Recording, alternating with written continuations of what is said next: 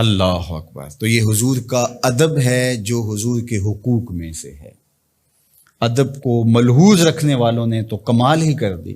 حضرت صائب بن یزید دیکھیے، وہ فرماتے ہیں کہ مسجد نبوی تھی اور میں ایک کونے میں بیٹھا تھا تو کسی نے مجھے کنکر مارا، میں نے جدھر سے کنکر آیا ادھر پلٹ کے دیکھا تو وہ حضرت عمر تھے رضی اللہ تعالیٰ عنہ۔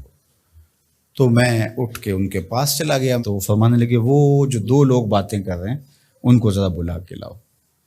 تو میں گیا اور ان کو بلا کے حضرت عمر کے پاس لے گیا۔ تو حضرت عمر نے ان سے پوچھا تم کہاں کے رہنے والے؟ انہوں نے کہا جی طائف کے رہنے والے۔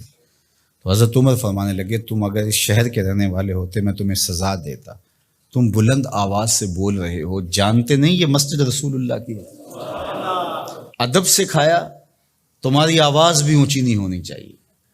اور یہ حضور کی حیات طیبہ میں بھی اور روضہ رسول پر بھی یہ ادب امت کے اوپر لازم ہے۔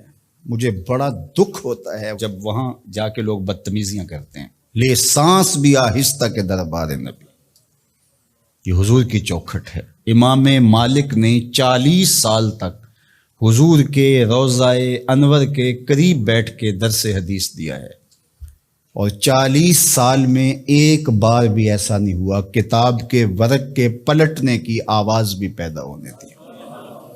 یہ حضور کا ادب ہے کہ اپنی آوازوں کو بھی پست رکھا جائے، اپنے لہجوں کو بھی کنٹرول کیا جائے۔